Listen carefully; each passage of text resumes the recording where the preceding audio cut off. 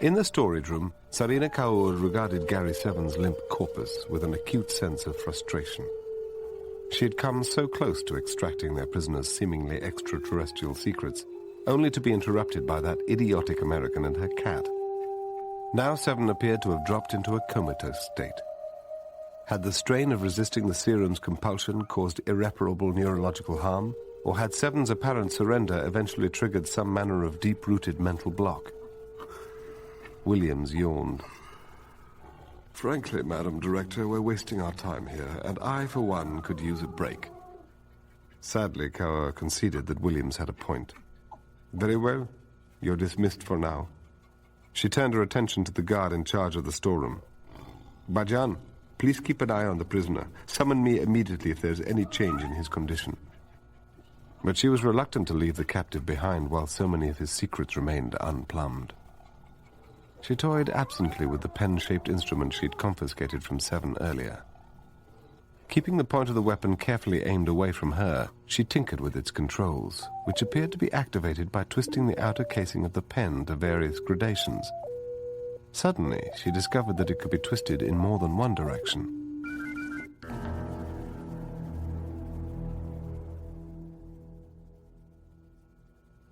By her own reckoning, Roberta was 2/3 of the way back to the animal storeroom when the servo in her pocket beeped for her attention. She retrieved the servo and activated its reply function. Hello, Seven? Boy, am I glad to hear from you. Isis and I are en route to your last known location. Please advise. An unnervingly long silence followed, broken finally by the last voice Roberta expected to hear, that of Dr. Sarina Kaur. Dr. Neri, what an extremely revelatory development.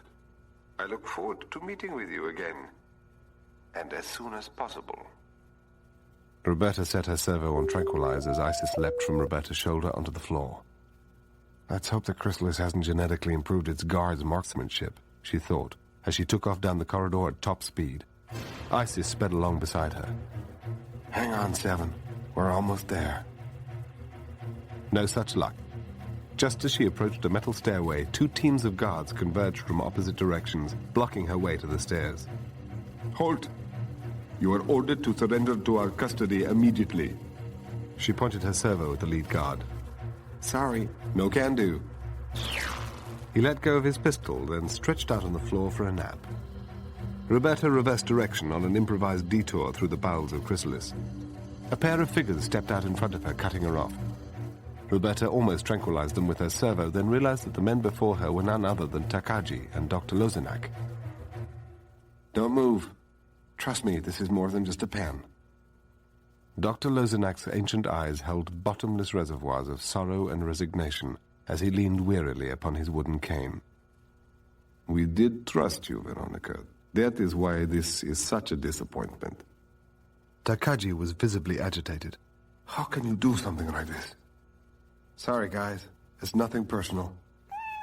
Isis rubbed her head against Roberta's leg to get her attention. The cat had the right idea. She realized she didn't have time for this. Step aside, guys. Cane in hand, Lozenak advanced on Roberta. To stop Chrysalis, you must stop me first. You crazy old man, thought Roberta. Lozenak collapsed to the floor. Takagi looked at Roberta in shock and stepped back against the wall while she hurried by. Roberta reached the intersection at the end of the tunnel, then looked back at Takagi. One more thing, Walter. If anything happens to me, make sure my cat is okay. Takagi nodded once more. Just a little insurance, she thought. Stop! Surrender at once! Roberta ran down the corridor, pursued by the rest of the security team. Her flight soon led her to an out-of-the-way sector of Chrysalis that she didn't believe she'd ever visited before. The barren hallway led to a single unmarked locked door at the far end of the tunnel.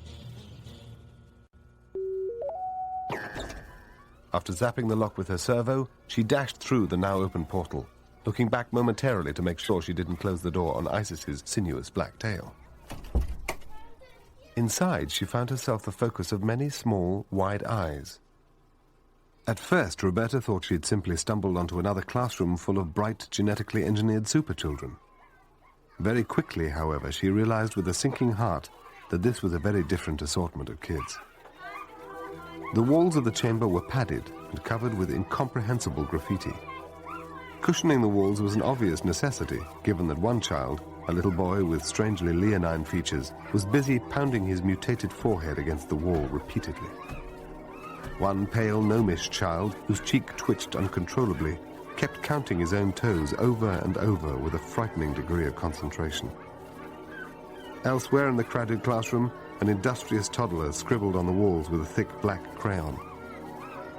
Roberta's heart nearly broke completely when she spotted the little epileptic sculptor from the earlier class, now sobbing forlornly in a corner of the room. Let me guess, this would be the developmental deviations unit. The sole adult in attendance, a squat, hunched man with sallow skin, rose up quickly from behind a cheap plywood and aluminum desk. Roberta swung her servo towards him. Freeze, Buster.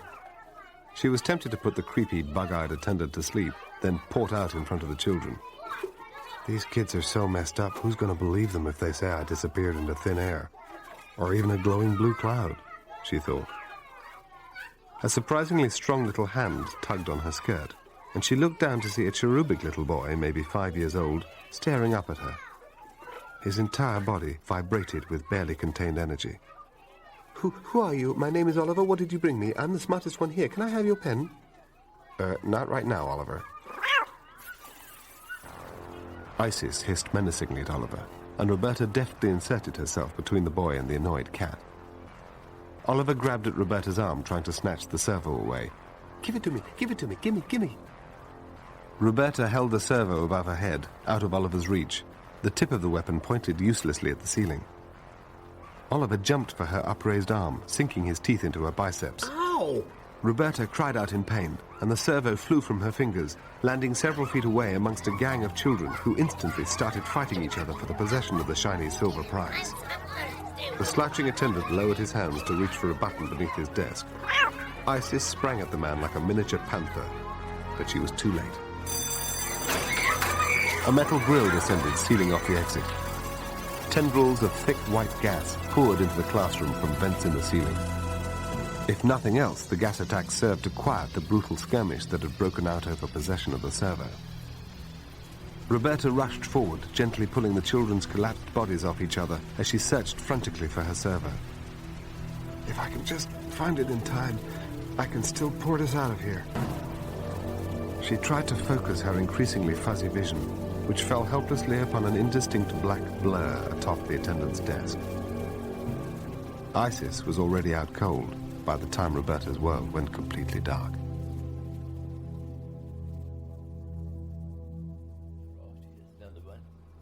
Walter Takagi tugged uncomfortably on the collar of his T-shirt as he and Dr. Kaur contemplated the gassed form of the woman he knew as Dr. Veronica Neri.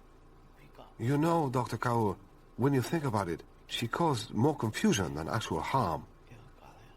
The director of Chrysalis watched the unconscious children being carted away to the infirmary.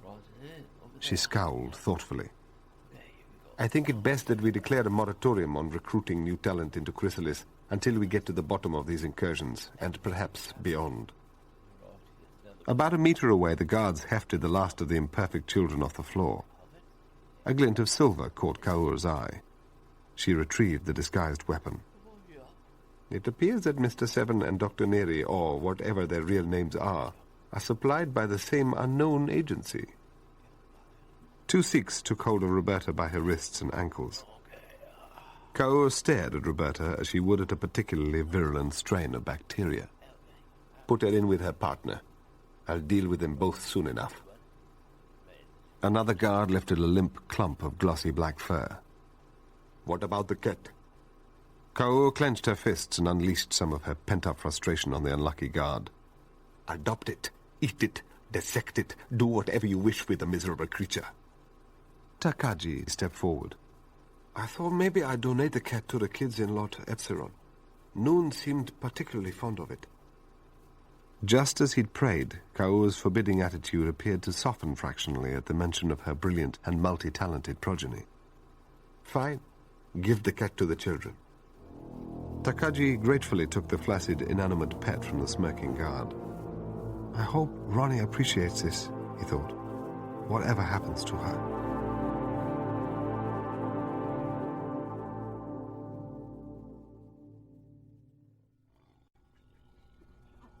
With considerable effort, Roberta forced her eyes open and waited for the queasiness to pass.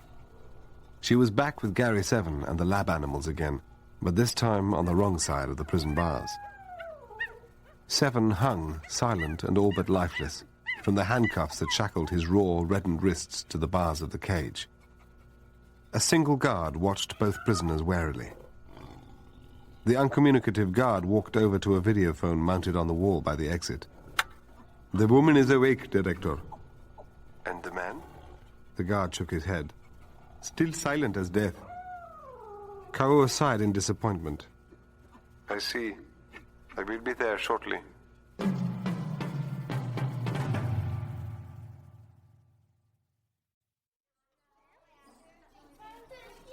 Only 4 years old, young Noon already knew he was destined for greatness.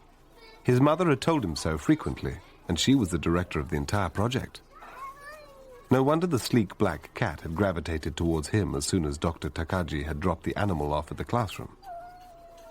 The cat's unruffled demeanor reminded the well-read toddler of a quotation attributed to Montaigne. "When I play with my cat, who knows if I am not a pastime to her more than she is to me?" Later that day, the 5 o'clock bell interrupted what Noon considered a long and rather unnecessary lecture on the history of human infirmity. The instructor clapped her hands together to get everyone's attention. "No more classwork for today. Everyone line up by the exit so that we can go to the dining hall in a prompt and efficient manner." Noon looked hopefully at the instructor.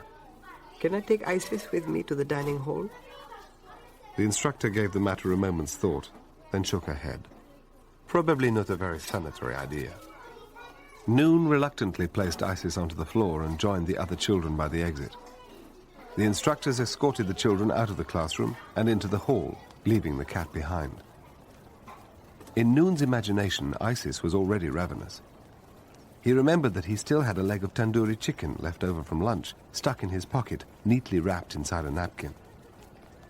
Breaking away from the line of children as stealthily as he could, Noon doubled back toward the classroom, arriving at the entrance mere moments after he left. He threw open the door. The cat was gone. But standing in the center of the classroom was an exotic-looking woman that Noon was sure he had never seen before. Tall and slender, with lustrous, long black hair, she was dressed in a two-piece ensemble that was far from standard attire at Chrysalis. 2 black velvet hairpieces shaped like the ears of a cat adorned her scalp, while a very familiar silver collar glittered around her pale alabaster neck. Noon recognized the collar instantly. "Isis?" The woman merely smiled back at him as she removed a spare lab coat from the instructor's closet, pulling it on over her skimpy black garments. The Catwoman held a finger before her lips, bidding him to hush. He nodded meekly as she slipped out of the door, leaving him alone in the empty classroom. Could it be that Isis the cat really was the Egyptian deity in disguise? Or something even rarer and more mysterious? For once in his young life, Noon didn't know what to believe.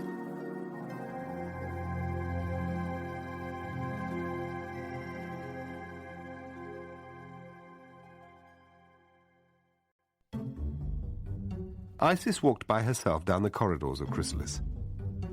She traveled for less than 10 minutes before her nose alerted her to the approach of her prey. She heard Kaur and her bodyguards even before she spotted them striding down the tunnel in front of her. Moving more quickly than any Terran ever could, she struck out at the left-hand bodyguard first. Skilled fingers found the nerve cluster at the base of the man's neck, rendering the ambushed man unconscious before either Kaur or the remaining guard realized what was transpiring. A scissors kick to the second bodyguard's throat, followed by a proficient karate chop to the side of his bull-like neck, dropped him beside his fallen comrade.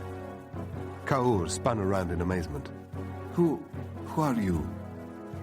Isis smiled maliciously, then slashed out at Kaur with an open hand. Kaur flinched, but Isis's claw sliced through only the fabric of the director's lab coat, spilling out the contents of one pocket onto the floor. Kaur dived for the servos, but the Catwoman deftly kicked the small cylinders out of Kaur's reach. Then, reaching for her neck, she tweaked the human woman's nerve clusters as expertly as she had the first guards. Sarina Kaur collapsed next to her vanquished protectors. Sniffing the air once more, Isis let her nose lead her towards Seven and the other one. Her one regret was that there hadn't been more time to play with her prey before disposing of them. Maybe later.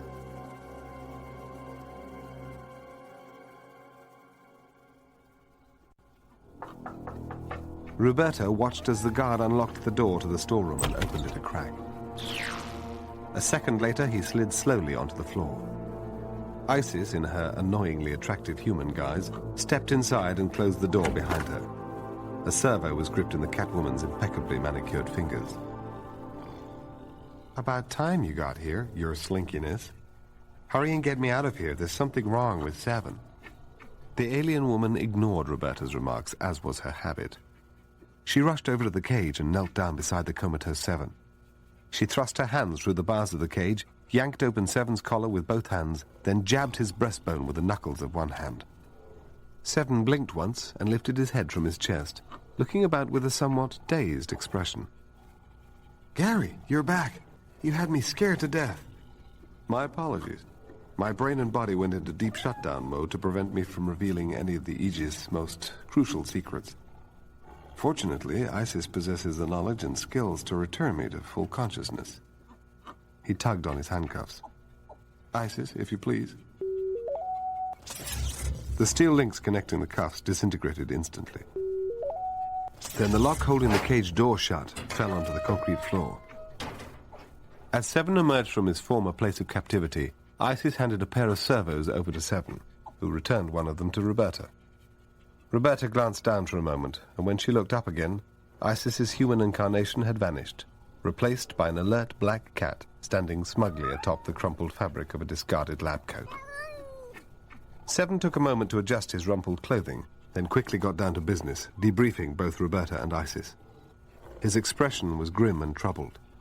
The existence of a certain quantity of gen-engineered children is a challenge that we will have to cope with in the years to come, but we can make certain that this foolhardy project ceases immediately. Roberta breathed a sigh of relief, glad to know that the welfare of the Chrysalis kids was at least a factor in Seven's calculations. So what do we do now? That nuclear reactor you mentioned sounds like the most effective means of ridding the world of both this installation and Kaur's mutated bacteria. If I can activate its self-destruct procedure, Kaur and the others will have no choice but to abandon Chrysalis and its entire infrastructure. Roberta gulped. A nuclear explosion? Isn't that a bit, well, extreme? Trust me, Miss Lincoln. Extreme measures are called for to eliminate the dire threat Chrysalis poses to the future safety of this planet. I only wish there was a surefire way to eliminate all knowledge of Kaur's custom-made bacteria. Unfortunately, scientific knowledge, once discovered, is harder to eradicate than any physical installation. The notion of intentionally setting off a nuclear explosion, even in the middle of the desert, gave her the heebie-jeebies. But she had learned to trust Seven. What do you want me to do? I want you and Isis to return to New York immediately. Once you've given the Beta 5 the correct coordinates, it should be able to zoom in on Chrysalis with its long-range sensors. You can use the computer to transport the children en masse to a secure location. I'll try to give the adults sufficient time to evacuate, but those children are our first priority. Roberta made a mental note not to forget the unfortunate kids in the Developmental Deviations Unit. How about that kids' academy in Puyallup? We've placed orphans there before. They should be able to look after the kids at least for a while. An excellent idea. Seven glanced at the caged animals surrounding them.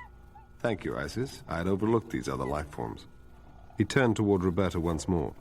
Once you've removed the children from jeopardy, please transport these animals away from the impending explosion. The Sariska Nature Preserve is also in Rajasthan. These creatures should feel quite at home there. Roberta agreed and picked up Isis and got ready to go. Seven still looked considerably worse for the wear. Purple shadows sagged beneath his eyes, which were red and bloodshot. Are you sure you're up for this? Seven nodded his head solemnly. Kaur knows her secrets have been exposed. We can't risk her tightening security or relocating the children to another site. It has to be done today, before another strand of DNA can be twisted into something more dangerous than you can possibly realize. I only wish we could have stopped Chrysalis years ago, before it came to this.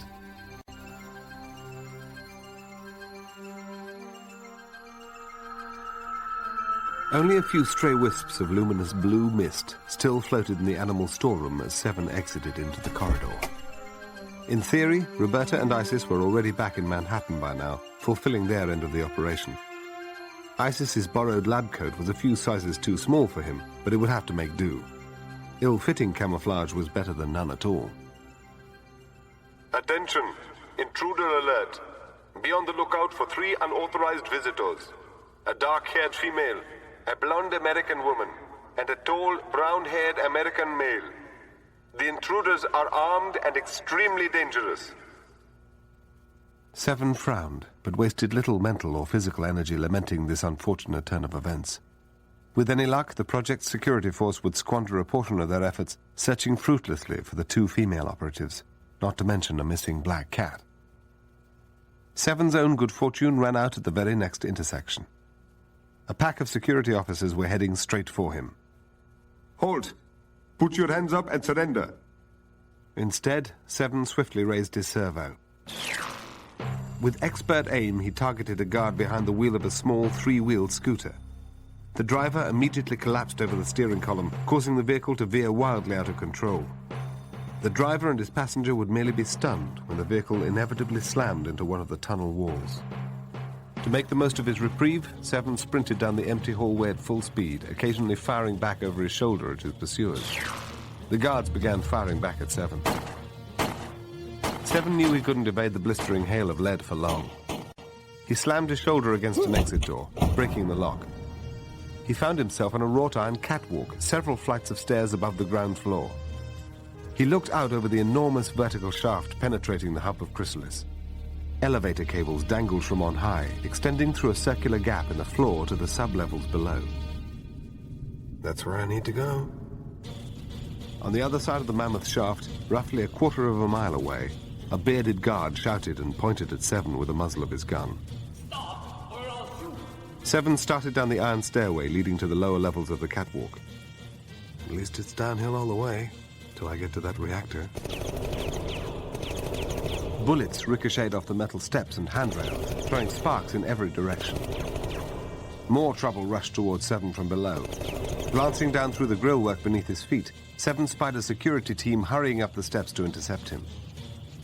Seven directed the servo's disintegration beam on the stairs and landing directly beneath him, halting the climbing guard's upward progress.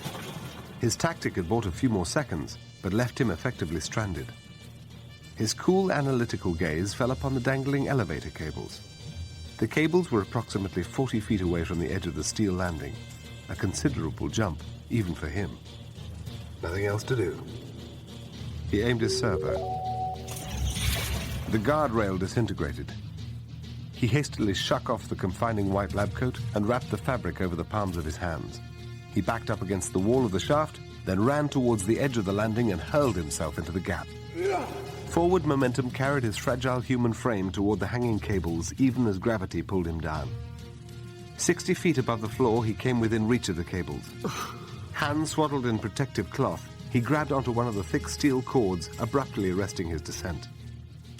Using the now greasy lab coat to control his descent and protect his hands from friction, he slid down the elevator cable towards the hole in the floor. Bullets rang out against the floor tiles in a last-minute attempt to target Seven before he dropped out of sight. Seven waited until he was only 10 feet or so above the roof of the elevator before letting go of the cable and dropping onto the top of the car. He hopped onto the cement floor beside the elevator car and pressed the nearby up button, sending the punctured elevator back up the shaft. He looked around quickly.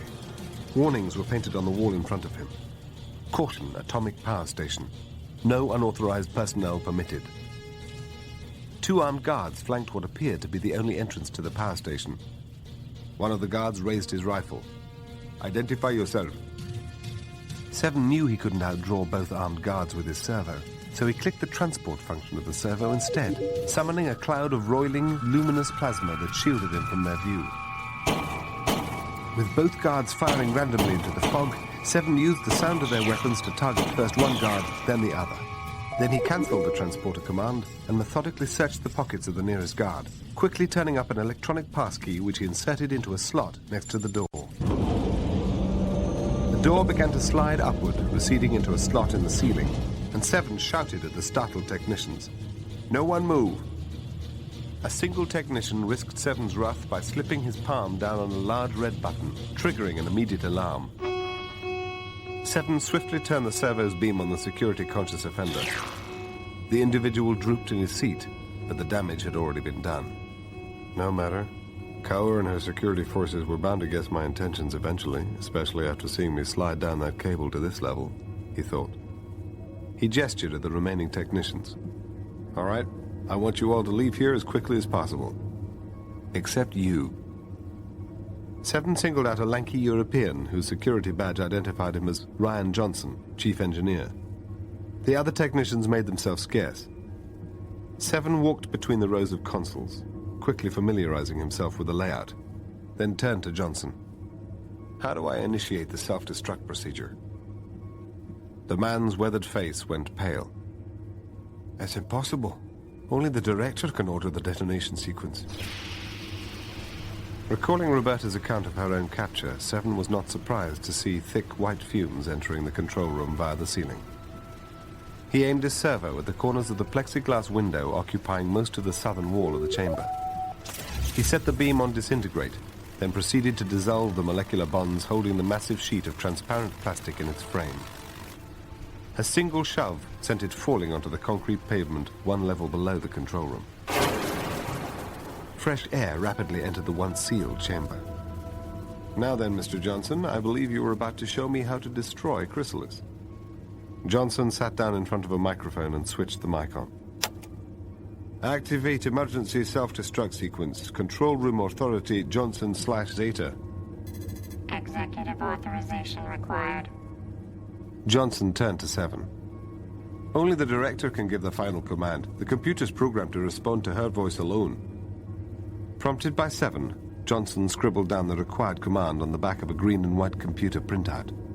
Seven nodded and read the message out loud, in flawless mimicry of Kaur's own voice. Executive authorization granted. Kaur/Zeta Zeta. Emergency self-destruct sequence confirmed. Please input timing sequence. Seven looked at Johnson. How much time do you need to evacuate the entire Chrysalis installation? 20 minutes, maybe 30 without any warning. Playing it safe, Seven keyed a 30-minute countdown into the control panel, then had Johnson show him how to access the public address system. Seven announced to all of Chrysalis. Your attention, please. This is the intruder your leaders warned you of. I have taken control of the nuclear reactor station and initiated the emergency self-destruct sequence. You have 30 minutes to evacuate Chrysalis before this entire installation is destroyed. This is not a drill. This is not a hoax. You have 30 minutes to flee, starting now. You can go now, Mr. Johnson. Seven, on the other hand, knew he had to stay until the very last moment to ensure that no one, specifically Sarina Kaur, could override or cancel the self-destruct procedure.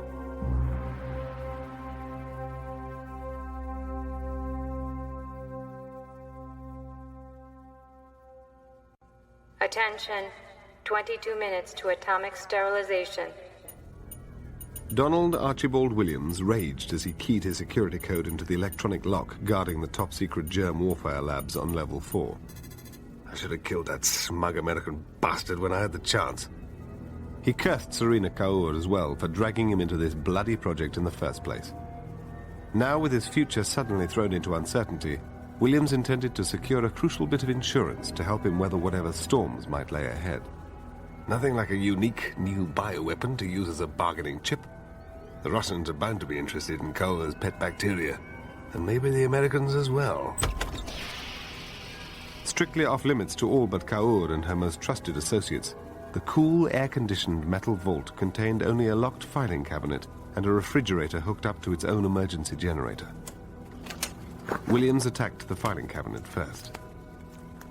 Enclosed was the exact genetic sequence for the latest generation of Sarina Kaur's carnivorous streptococcus. With this recipe and the proper facilities, Anyone with sufficient know-how and desire would be able to recreate the fearsome flesh-eating bacteria and perhaps even improve on it. Williams only wanted to use the formula to buy himself a comfortable retirement somewhere, far from the reach of anyone who might come looking for him.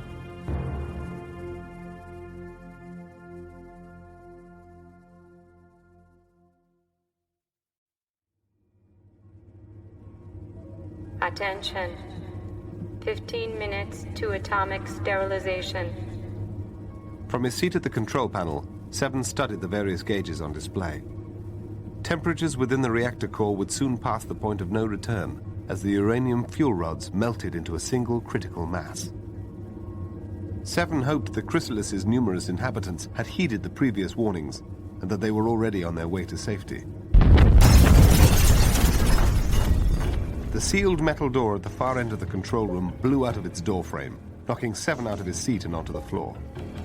He lifted his battered head from the floor just in time to witness Dr. Sarina Kaur come striding through the hazy fumes into the control room.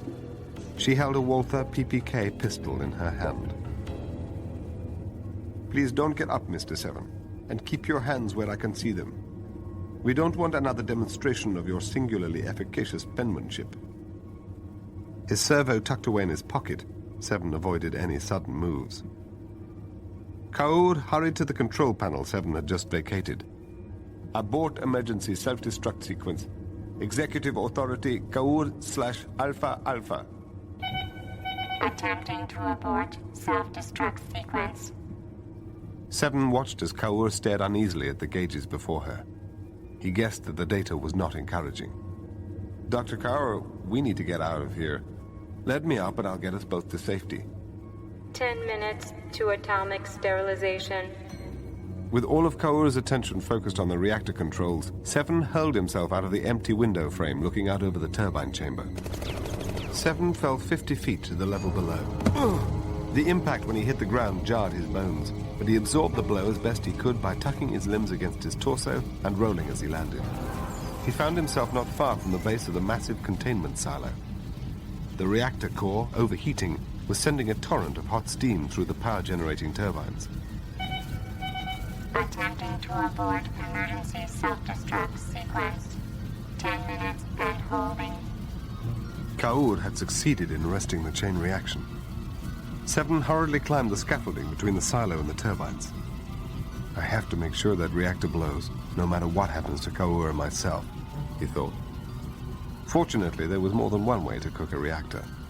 Setting the servo for a wide-angle beam, he targeted a stretch of pipe less than 20 feet away. The dense metal conduit, painted a dull green, dissolved, spilling a cascade of radioactive H2O onto the floor of the vast chamber. Unable to abort emergency self-destruct sequence. 9 minutes to atomic sterilization. Within seconds, the mighty turbines ground noisily to a halt, literally running out of steam. Seven felt the scaffolding quiver beneath his feet. "Kaur, let me help you escape." "Never." She looked down at Seven from the brink of the control room, her pregnant form framed by the borders of the missing picture window. "I'm not going anywhere, and neither are you." Seven ducked behind the curve of the silo, which shielded him from Kaur's deadly bullets. He didn't want to think about what the unchecked radiation was doing to the woman's unborn child. 5 minutes to atomic sterilization. "Kaur, you don't have to die here." "Are you familiar with the concept of Johar, Mr. Seven? It's a venerable Rajput tradition practiced for centuries in fortresses such as the one above us. Faced with certain defeat, the women and children would set themselves on fire rather than surrender to the enemy. Perhaps the old ways are best after all." Seven placed his palm against the wall of the containment silo, feeling a definite tremor in the thick concrete wall. 1 minute to atomic sterilization. Seven clicked his servo. The glowing blue fog preceded the mushroom cloud by seconds.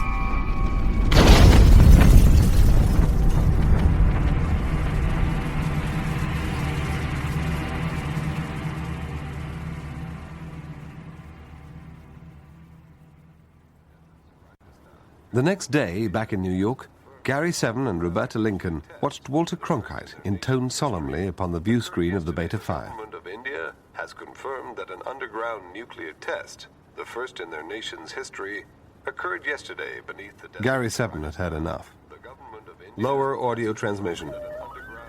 Though he had not yet fully recovered from his ordeal in India, Roberta thought he was already looking more like his old self. As far as she was concerned, Dr. Veronica Neary, that celebrated geneticist, had spliced her last piece of DNA. Isis, looking happy to be home, strolled across the desktop before hopping lightly onto the carpet. Roberta turned to Seven. Do you think that people are actually going to buy that cover story? Why shouldn't they? Sadly, rampant nuclear proliferation is a hallmark of this era. What now? I intend to report the activities and locations of the key conspirators to our contacts in their respective governments. Without the inspiration and leadership of Serena Kaur, I suspect that Chrysalis has been extinguished forever. And the kids? Seven nodded thoughtfully. That poses a genuine dilemma. The best we can do is scatter the project's children via responsible child placement organizations throughout the world and hope for the best. We should definitely keep an eye on them, of course. Particularly that little Indian boy you mentioned, the son of Serena Kaur. What was his name again? The boy's dark, intelligent eyes gazed up from the depths of her memory. His name is Noon, short for Khan Noonien Singh.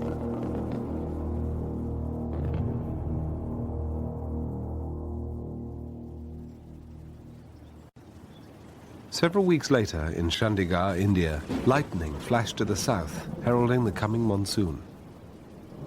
A book upon his lap, Noon sat on the roof terrace of his new home, staring up at the cloudless blue sky above him. If he was honest with himself, Noon had to admit that after growing up underground, he still found the wide-open sky rather intimidating. Unwilling to surrender to either fate or fear, however, he'd resolved to confront any trace of agoraphobia by spending as much time as possible up on the roof, in defiance of both his qualms and the oppressive summer heat. He still missed his mother, of course, not to mention his teachers and classmates, but he was adapting to his changed circumstances just as any truly superior being would. Noon lowered his gaze to the thick hardcover book spread open on his lap. The Life of Alexander the Great was an engrossing tale, made all the more thrilling by Noon's knowledge that all of it was absolutely true. The young boy saw himself with Alexander at the head of a mighty army, conquering city after city, nation after nation. Visions of empire filled his imagination. The dark clouds gathered on the horizon as the monsoon drew ever nearer.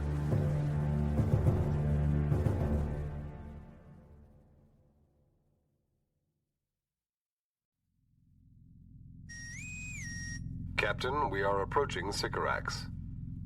Spock's voice, emerging from the intercom in Kirk's quarters, roused the captain from his historical research. I'm on my way, Spock. The events of the distant past lingered in his mind, following him through the ship's corridors all the way to the nearest turbolift. So that's how it all began. I don't envy the decision that Gary Seven and Roberta faced back in 1974, Kirk thought. There was no way, of course, that Seven could have known for certain how dangerous Khan and his fellow supermen would become. But even if he had, what else could he have done? How do you protect the future from the threat posed by innocent children? As Kirk stepped onto the bridge, he saw that McCoy had already joined Spock and the others. On the view screen, swirling clouds, dirty yellow in hue, blanketed Sycorax. Periodic flashes of intense electrical activity lit up the churning clouds from within. Kirk looked in vain for any visible sign of habitation. Not exactly the most inviting world I've ever seen. Spock nodded. Indeed, Captain. Long-range sensors indicate that Sycorax is a Class K planet, roughly comparable to Venus in Earth's own solar system. Sensors detect no indigenous life forms. McCoy shook his head. Hell of a place to start a colony, let alone a genetically engineered utopia. Kirk decided to head off, further comment. Mr. Sulu, place us in orbit around the planet. Lieutenant Uhura, see if you can hail the colony. Soon Sycorax's stormy amber countenance was replaced by the head and shoulders of an attractive Asian woman, possibly in her mid-60s. Welcome to our system. I'm Masako Clark, current regent of the Paragon colony. Thank you for answering our invitation. I'm afraid, though, that I'm going to have to ask you to take a shuttlecraft instead of using your transporters. The colony is protected by a permanent force field, for reasons which I can explain more fully during our meetings. A shuttle it is. I'll see you in an hour then, Regent Clark.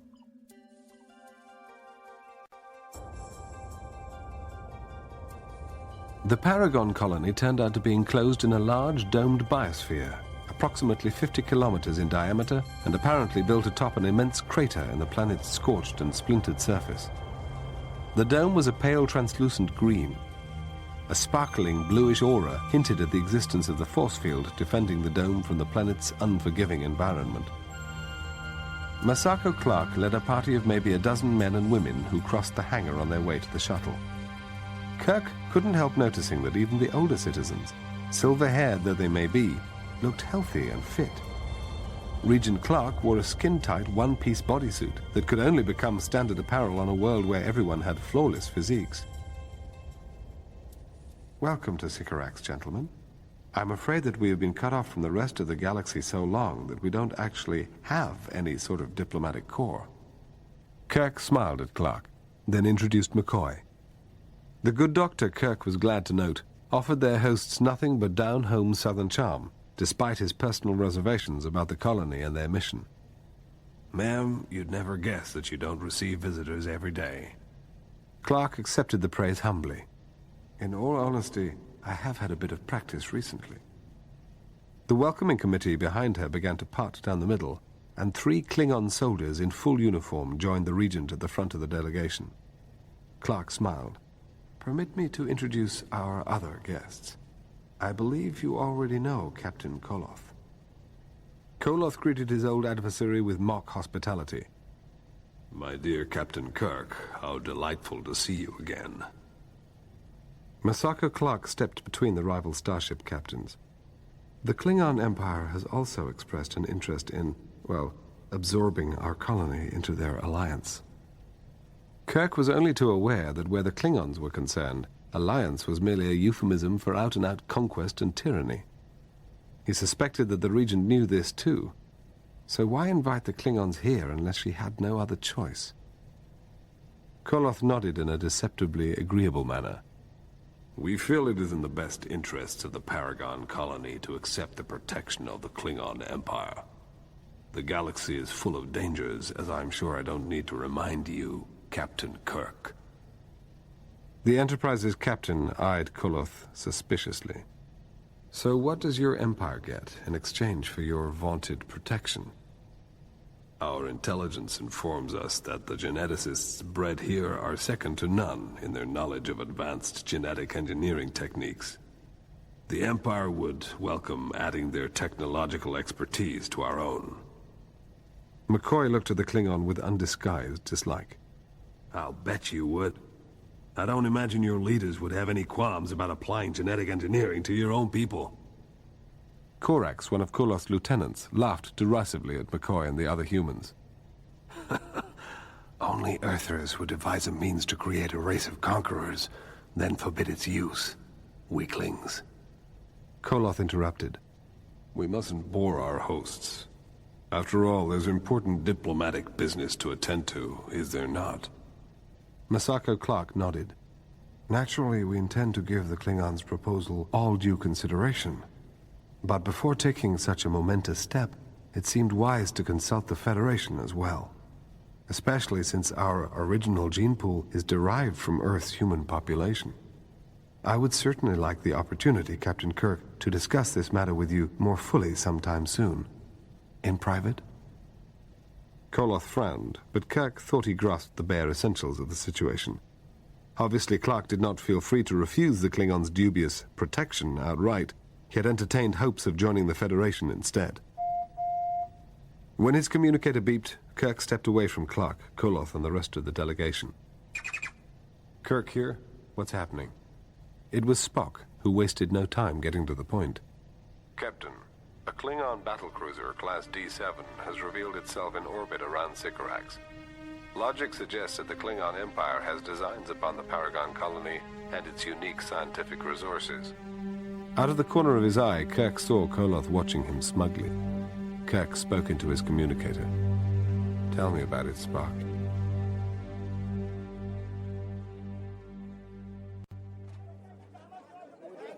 Monsoon season was over, but another storm was brewing.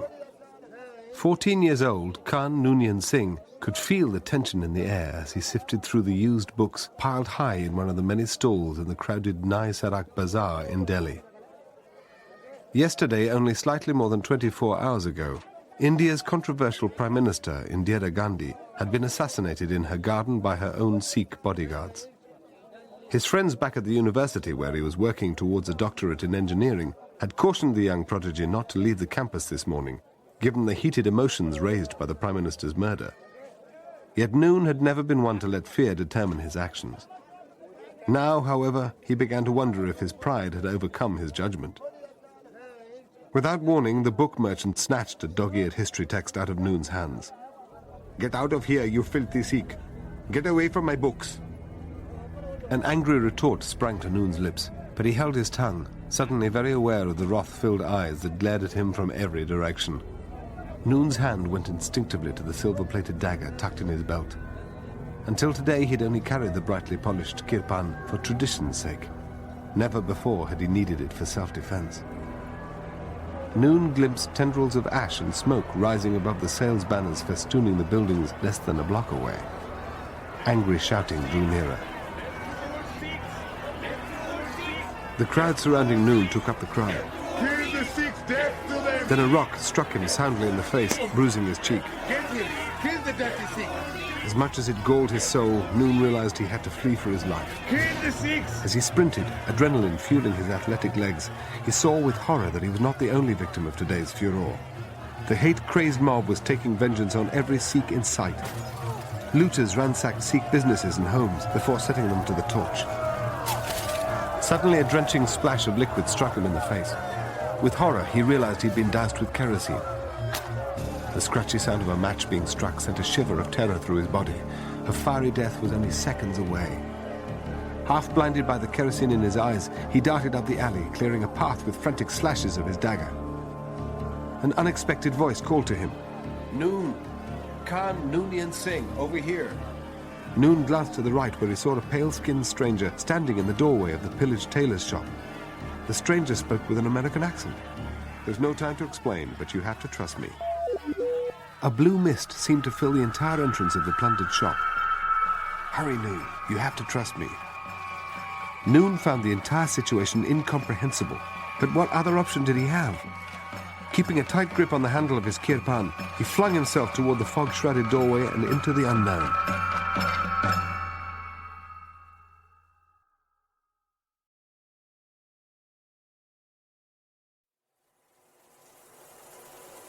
Noon emerged from the shower, having rinsed the last traces of kerosene from his hair and body.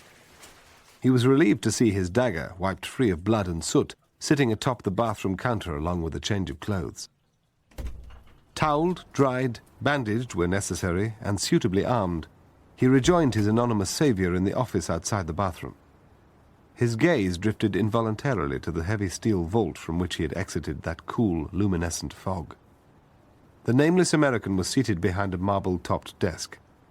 A translucent green cube served as a paperweight, holding assorted papers in place. Noon decided to cut straight to the heart of his concerns. "Who are you, and where have you brought me?" "Reasonable questions. My name is Gary Seven, and although we have never met, I know a great deal about you." "Is everyone decent in there?" "Please come in, Roberta, and meet our guest." The door swung open and a blonde woman entered, bearing a tray and 3 coffee mugs. Like Seven, she spoke English with an American accent. Seven introduced her as Roberta Lincoln. "Hello, Noon. I don't know if you remember me or not."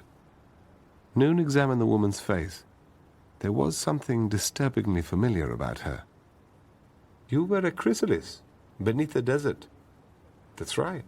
You were just a toddler then. I'm surprised you remember." "I never forget a face. Did you know my mother?" Roberta's eyes evaded his as she answered, "I knew your mother, briefly." Seven then continued, What's important is that Roberta and I are fully cognizant of the special circumstances surrounding your birth and of your own unique potential, which is why we have been keeping a careful eye on you for the last 10 years. Roberta interrupted. Thank goodness the Seven heard about those riots in Delhi. We could have lost you for good. Seven humbly accepted the woman's gushing praise. Permit me, Noon, to explain a bit further about where you are and who we are. Ms. Lincoln and I represent a private organization, unaffiliated with any of the major superpowers, that keeps a watchful eye on world events. We also attempt discreetly to encourage humanity's difficult journey toward peace and progress. Roberta and I have access to technology that is not yet available to the rest of the world. It was just such technology that allowed me to remove you from the chaos in Delhi, transporting you here instead. Noon was growing impatient. Which is where? You are in New York City, Noon Singh, in the United States. Perhaps you should see for yourself.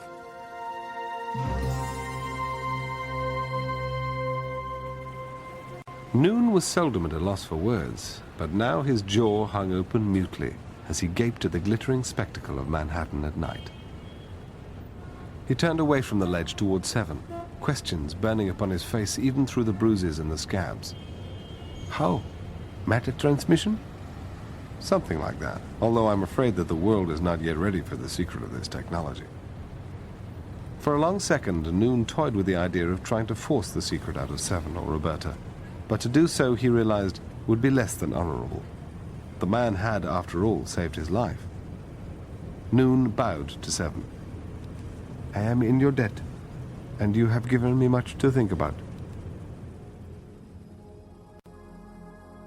It took 3 days for the riots in Delhi to subside. Finally, though, Seven judged it safe to send young Noon home via the transporter vault. Roberta and Seven watched as the blue fog dissipated into nothingness, taking the bruised teenager. She looked at Seven. Well, that went smoothly enough, especially considering we killed his mother. She chose her own fate, Roberta. It's her son's destiny that concerns me now. You seriously thinking of recruiting him? He's only a teenager. Seven's thoughtful eyes gazed past Roberta into space, as though peering into the future. I may want to test Noon further. See if that formidable will and intellect can be harnessed to a cause greater than his own ambition. Married to restraint and compassion, his talents could indeed make him a very valuable agent. What about all those other super kids? Seven frowned. Unfortunately, Noon, for all his arrogance, is the most psychologically well-adjusted of his peers. The other children of Chrysalis are all too emotionally unstable to be trusted with any of our secrets. Many will self-destruct. The rest, I fear, will be keeping us busy through the millennium. Roberta felt suddenly dismayed at the prospect of another decade plus of playing bodyguard to the entire planet. The 21st century seemed very far away, and Seven wasn't getting any younger. Neither am I, she thought. Maybe we do need some new blood after all.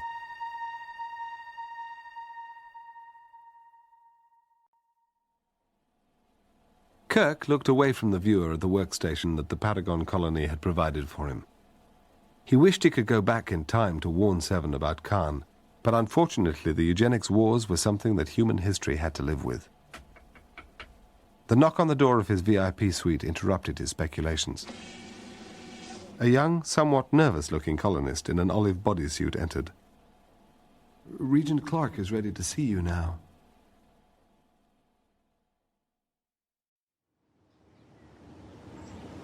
Kirk and McCoy met with Masako Clark on a high balcony overlooking the colony. Sunlight filtered through the great green dome. The regent was accompanied only by a single secretary, and Gregor Lozin, a stern-faced older man whom she introduced as the chairman of the committee in charge of the colony's internal security. McCoy looked upward at the verdant dome. What's with the greenness? Regent Clark smiled proudly. The dome is one of our proudest accomplishments, Doctor. It is a living organism, genetically designed by some of our top scientists. It's chlorophyll-based, meaning that it can convert Sycorax's diffuse sunlight directly into energy the dome can employ for its own use and maintenance. Over centuries, the dome's own respiration should help terraform the planet. McCoy was genuinely impressed. A living biosphere? That's astounding. Kirk turned to Clark. What about the force field?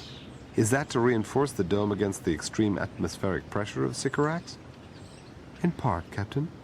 But the deflector screens also serve a more important purpose, namely shielding our own carefully constructed DNA from ultraviolet light, cosmic radiation, or anything else that might trigger random mutations. Naturally, we'd be happy to share the exact genetic sequence for the dome with your scientists, should we be accepted into the Federation. Gregor Lozin cautioned the Regent. We should not share all our secrets with these strangers before we are certain that it's indeed in our best interest to do so. The discussion moved indoors, where Clark seated herself behind a solid coral desk. As you may have gathered, Captain, Chairman Lozin has his own reservations about allying ourselves with the Federation. Perhaps he should elaborate a bit. Thank you, Regent, and no offense, gentlemen, but this colony has managed for decades without the involvement of outside powers. Indeed, it can truly be said that we have prospered in defiance of the Federation's antiquated and irrational strictures on human gen engineering. Kirk wondered briefly if Lozin could possibly be descended from the late Victor Lozinac, one of the guiding lights of the old Chrysalis project. It was certainly possible, he theorized, that Lozinac could have passed on his dream of a genetically engineered society to his descendants, and with it a healthy dose of paranoia where outside forces were concerned. Kirk addressed Lozin and the Regent. Strict controls on the alteration of human DNA are hardly ridiculous. The more I learn about the eugenics wars that nearly destroyed humanity, the more I appreciate the dangers as well as the potential advantages of what you're doing here. Resting his palms on the desktop, Lozin thrust his scowling face at the Regent. I told you that the Federation is still not ready for us. Their minds are still bogged down in the mistakes of the distant past, rather than open to a new and revolutionary vision of tomorrow. Kirk smiled good-naturedly. You know, for a genetically engineered utopia, you seem to have a surprising amount of disagreement going on. Clark smiled in return. To the contrary, Captain. A certain specified degree of opposing temperaments and opinions has been deliberately worked into the fabric of our society. My friend Chairman Lozin is simply fulfilling the function he was expressly designed to serve. Clark went on to explain the Klingon presence on Sycorax. Despite Captain Koloth's pretense at civility, we face the very real possibility of an armed invasion. We know who and what the Klingons are. Given a choice, we would much rather throw in our lot with the Federation. But if the Federation is unwilling to accept us, then we will have no choice but to join forces with the Klingon Empire on the best terms that we can negotiate. Do I make myself clear, Captain Kirk? Absolutely, Regent. The prospect of genetically enhanced Klingons overrunning the galaxy was as troubling as the possibility of another round of eugenics wars. Maybe even more so.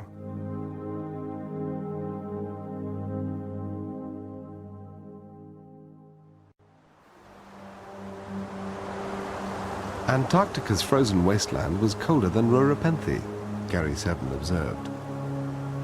Like himself, Noon Singh wore heavy Arctic gear, as well as protective goggles to avoid snow blindness.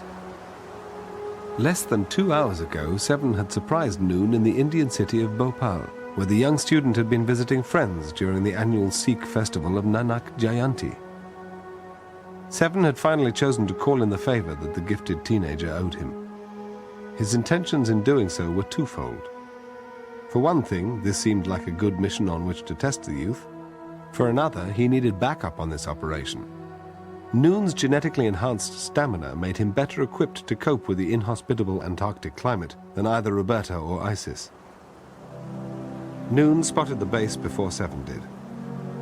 One good thing about the severity of the climate, there were no guards posted outside the central laboratory. Despite its remote location, Da Vinci Base was not entirely unguarded.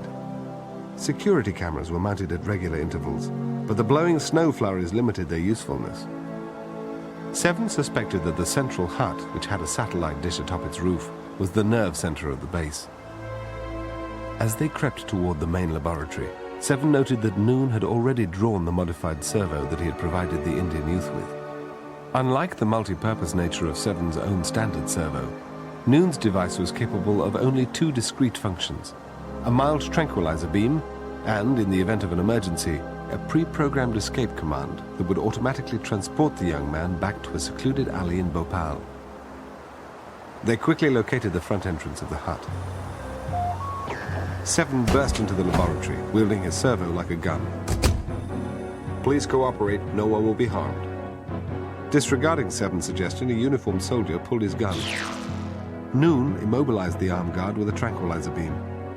The young man definitely had the makings of a first-class agent. With their twin servos drawn, the two intruders held a small assortment of scientists and soldiers at bay. Massive computer banks covered nearly every wall of the Antarctic laboratory. Seven quickly saw the person he wanted. A fit-looking older man in his late 40s, with neatly trimmed silver hair and cool, intelligent eyes. The man held a mug of steaming coffee in one hand. Dr. Wilson Evergreen, I presume. We have much to talk about. Is there somewhere nearby where these other people can be kept safe and warm? Evergreen called Seven's attention to a staircase at the rear of the lab, explaining that through a tunnel there was a heated storage facility. Seven turned to Noon. Agent Singh, please escort these ladies and gentlemen to the storage area. Make sure that they are all properly calmed, and then return here promptly. Noon was aware that Seven wanted him to tranquilize the rest of the hostages once they were securely stowed away. Once they were gone, Seven turned his attention to Evergreen, who was sipping his coffee. I'm interested in your work, Doctor. I know about the hole in Earth's ozone layer, located directly above us. I also know that you intend to do something about that hole, something involving a so-called weather satellite. Seven looked up as Noon returned, raising a clenched fist. The prisoners are taken care of. A soldier attempted to surprise me, but his strength was no match for mine. Seven thought Noon sounded a little too enthusiastic about his victory, but then again he was only 14. Time enough to teach him humility and restraint later on, he thought. Before he continued talking to Evergreen, Seven suggested that he and Noon shed their suffocating parkas. But Seven frowned when he saw the ceremonial silver dagger tucked into Noon's belt. Yet Seven knew that male Sikhs were required by their faith to carry such blades at all times.